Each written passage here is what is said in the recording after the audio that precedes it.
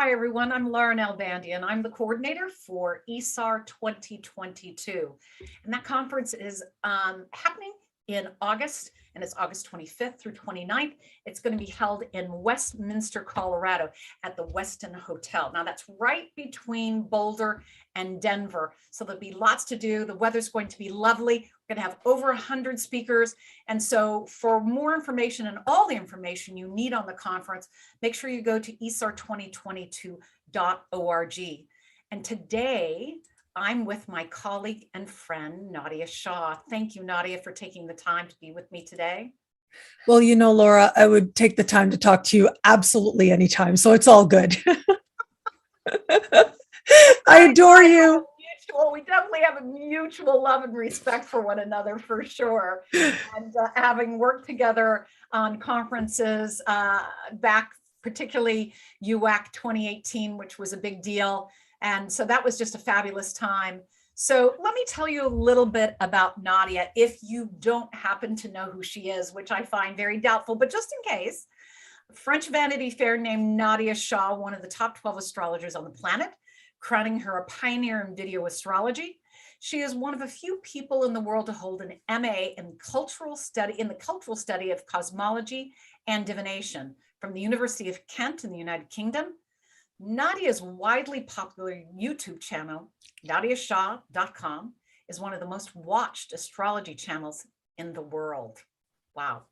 You have accomplished a lot and still have much more to accomplish, I know.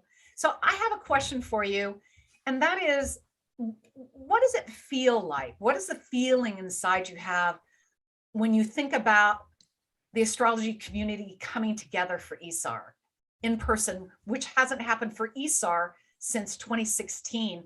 And since 2019, we haven't had any, it's 2020 and 2021, no real in-person conferences. What does that feel like for you? What are you thinking? Well, I don't know about you, Laura, but I'm about ready to party. I'm about ready to meet my astro family and let my Sag moon fly.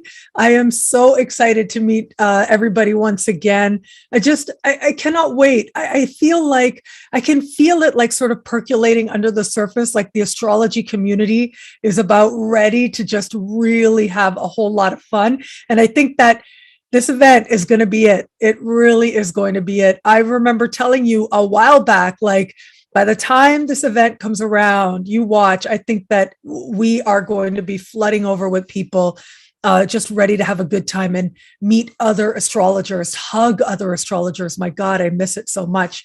So to me, it really means that sense of joining, right? Joining on that level of heart, joining on that level of mind, like people who get you. To me, that really is why I love astrology conferences. It's like one of the few places in the world where I don't feel like an alien, right? I don't feel like I'm like assessing whether or not I'm safe to reveal that I'm an astrologer. No, you just speak the language, right? You tell people, oh yeah, Pluto's doing this in my chart, and they know it. You don't have to explain anything else.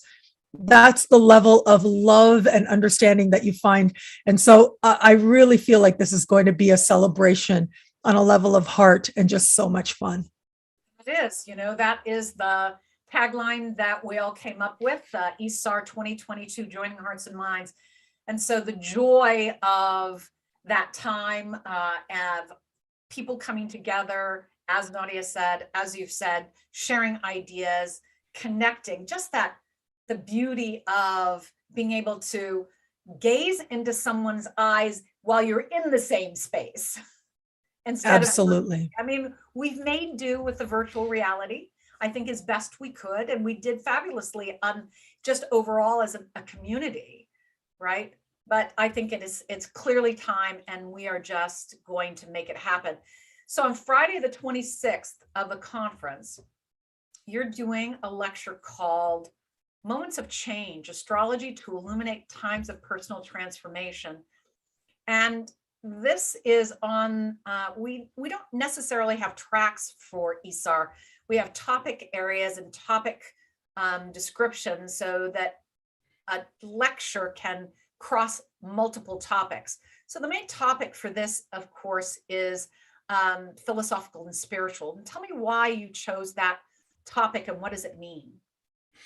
Well, for me personally, and I know, look, astrologers, we really are a very broad umbrella. We all come under a broad umbrella, and different things bring people to astrology. For me, astrology has been a spiritual practice. It's a way for me to um, be in touch with my own spiritual energy and to honor my ancestors. So I love that my talks are within that spiritual paradigm and that stream of topics. For me, one of the most powerful ways to understand astrology or to really reach people with astrology is when you're able to illuminate a challenging time that they're going through. And so I know for me, I remember there was a period of time in my practice years ago where I just felt like every client who was coming to me was coming because they were going through a really tough Pluto transit.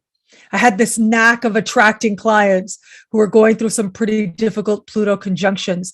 And I really realized how much the astrologer being able to speak symbolically the experience of a person, maybe you're meeting them for the first time, but to be able to tap into that level of validation for them is such a powerful thing. And it's a spiritual experience for them very often.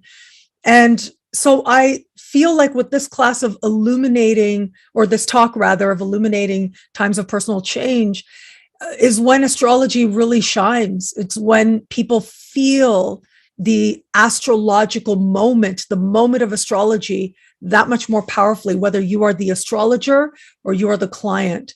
And so in this particular talk, we're going to be looking at these hard transits and what they say. Like, for example, Pluto, of course, is a confrontation with your own shadow. It's that sense of really needing to delve very deep within you, having something to mourn and getting in touch with that and knowing that you can provide yourself the safety to do that. And we connect that to different mythologies, for example. Uranus is a chance to really become aware of where it is that you've bought into becoming whom it is that you are told to be versus whom it is that you are created to be. And finding and understanding that contrast and choosing the path of whom it is that you've been created to be.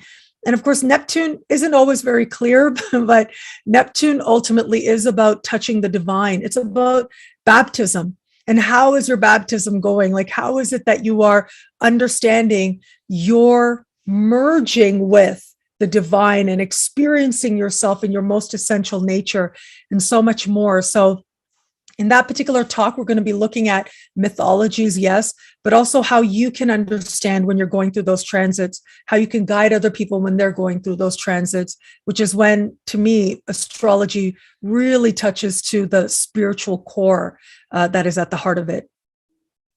Excellent. Excellent. Something for you all to think about putting on your wish list for seeing at the conference. Your second lecture is happening on Saturday, the 27th. And it is on the relationship topic track. It's called Changing Bonds, Using Astrology to Transform Difficult Relationships. So what does changing bonds mean? What were you thinking when you wrote that title? I was thinking, how can we learn from our relationships, especially the challenging ones? There are certain relationships where we have a lot of choice within the matter. Like you meet somebody, you're not really feeling the energy and you go, okay, you know what? I'm not really feeling this person. I'm going this way. They can go that way. And that's fine. But there are certain bonds where a part of our journey, perhaps you can call it our karmic journey or our mystical journey, is to understand ourselves more deeply through those particular bonds. Some of them we will choose, some of them maybe we don't necessarily have a choice. For example, it is not uncommon to not always have the easiest relationship with both of your parents, right? There are people who are fortunate to have that. Right. And yet a part of how we grow and learn spiritually is by understanding and being a part of the evolution of those particular bonds, these very powerful soul contracts that are there.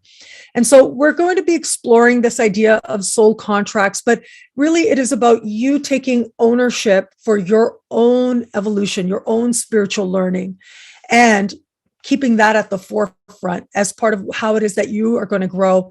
And that ultimately helps the bond to change as well. In fact, when you change, all of your relationships must change as well. Like, it's not that other people need to change, it's that as you change, you understand those alliances differently.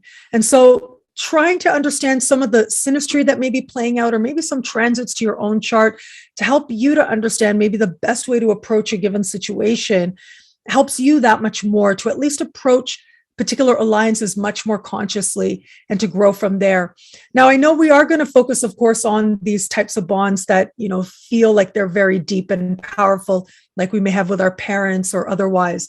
But I'll tell you an interesting story. And it's so interesting, Laura. Just before I sat down here, I was thinking about this particular spiritual lesson that I went through many years ago.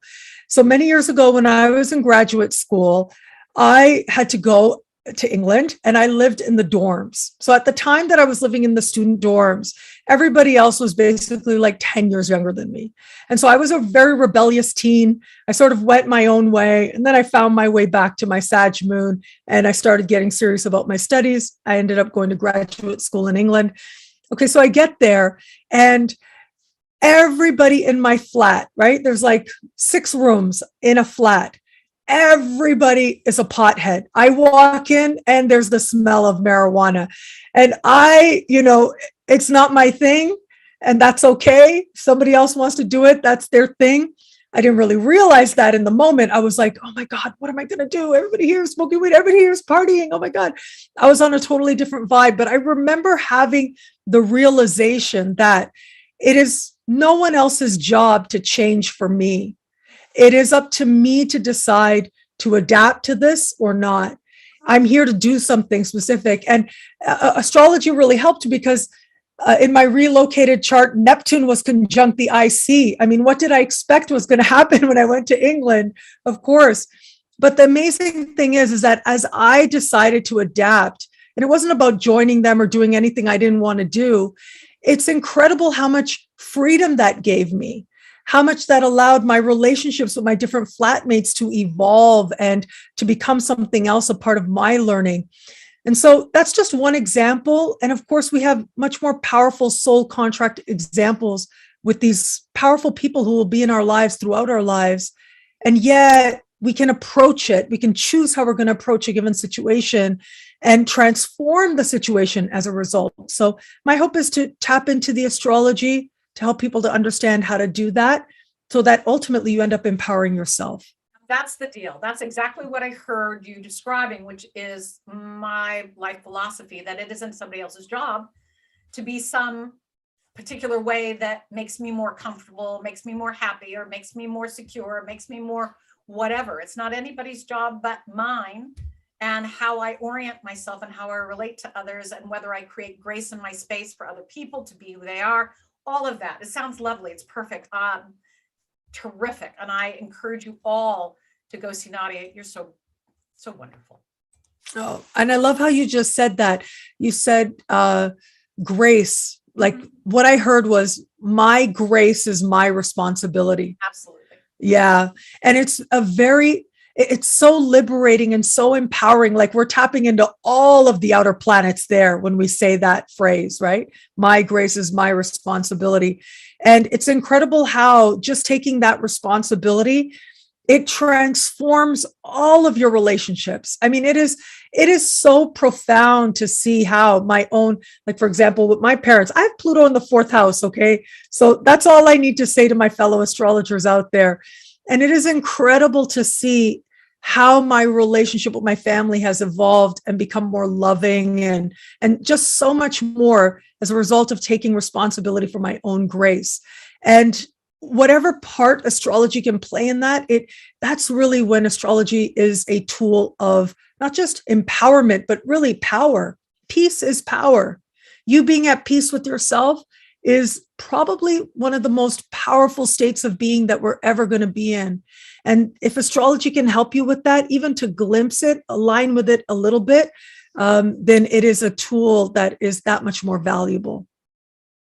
I would say, so motive be, right? That's just the power of that Yes. moment, right? And I thank you so much just for your beauty of who you are, your voice, your presence. It's amazing. Thank Well, you. I think you're amazing, Laura. You know, I think you're amazing. We laughed a lot together. We've had a lot of fun together. And I mean, look, you're just a leader in the astrology world and you have been for so long, and just all the wonderful positive things you put out into the astrology world. So, you know that I admire you and I respect you. So it's totally mutual.